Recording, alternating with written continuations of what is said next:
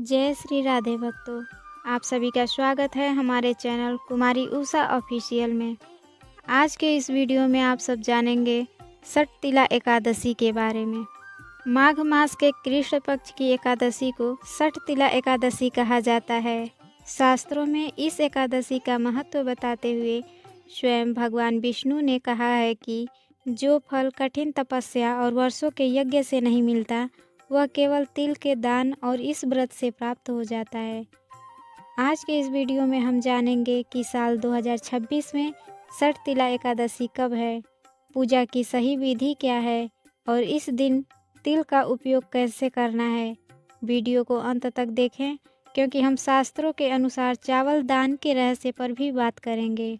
शास्त्रों में वर्णित है कि जिस प्रकार माघ मास में गंगा स्नान का महत्व है, उसी प्रकार माघ मास में तिल के दान और उपयोग का महत्व है। षठ तिला का अर्थ है 6 प्रकार के तिल। माना जाता है कि जो मनुष्य इस दिन तिल का दान करता है, वह नरक की यातनाओं से मुक्त होकर सीधे विष्णु लोक को प्राप्त होता है। यह व्रत दुर्भाग्य, दरिद्रता और असाध्य रोगों को दूर करने के लिए अचूक माना गया है।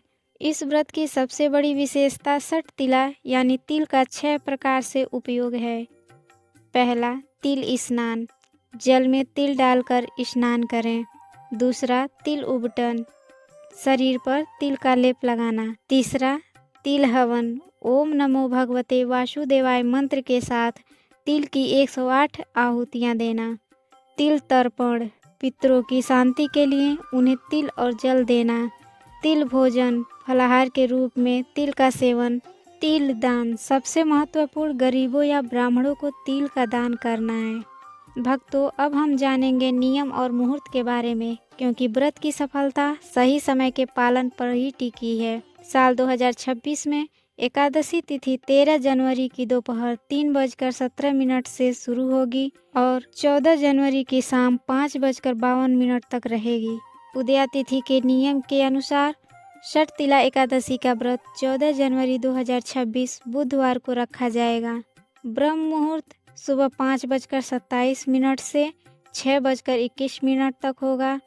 सूर्योदय का समय सुबह 7:15 पर होगा। संकल्प और पूजा का शुभ मुहूर्त सुबह 7:15 से 9:56 तक रहेगा। अभिजीत मुहूर्त दान का सबसे श्रेष्ठ समय दोपहर 12:09 से 12:51 तक। राहु काल दोपहर 12:33 से 1:52 तक। इस दौरान कोई भी शुभ कार्य न करें। गोधूली बेला संध्या पूजा शाम 5:33 से 5:57 तक।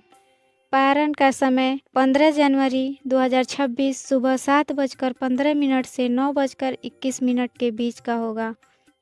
पारण हमेशा हरिवासर समाप्त होने के बाद ही करना चाहिए, जो इस दिन सुबह 7:15 के बाद संभव है।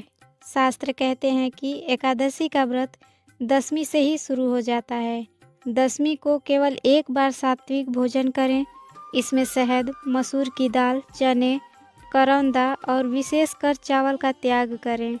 दशमी की रात को पूर्ण ब्रह्मचर्य का पालन करें और भूमि पर शयन करना श्रेष्ठ माना गया है।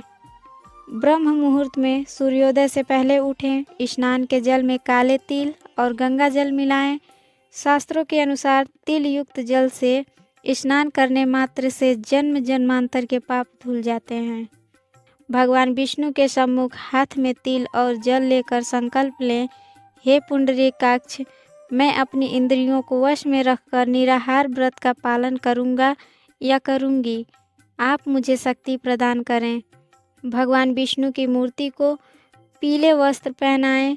उन्हें गंध, पुष्प, धूप, दीप और तिल के लड्डुओं का नैवेद्य अर्पित करें। इस दिन भगवान को अर्घ देना बहुत फलदायी है।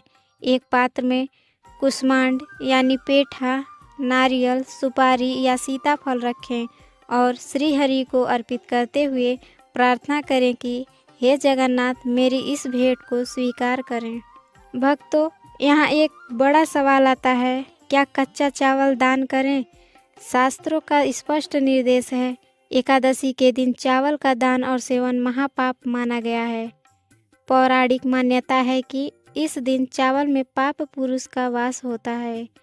इस दिन केवल तिल, गुड़, वस्त्र, छाता या स्वर्ण का दान करें। यदि आपने अन्न दान का संकल्प लिया है तो उसे द्वादशी तिथि 15 जनवरी को पारण के समय ही करें। एकादशी की रात को सोना वर्जित है। रात में विष्णु सहस्त्र नाम का पाठ करें या ओम नमो भगवते वासुदेवाय का कीर्तन करें। रात्रि के समय कपास और तिल मिलाकर गोबर के उपले पर 108 बार हवन करना बहुत शुभ माना गया है। अब जानेंगे पारण और द्वादशी के नियम के बारे में।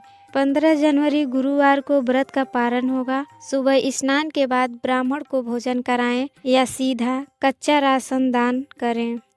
पारण का मुहूर्त सुबह 7:15 से 9:21 के बीच का होगा।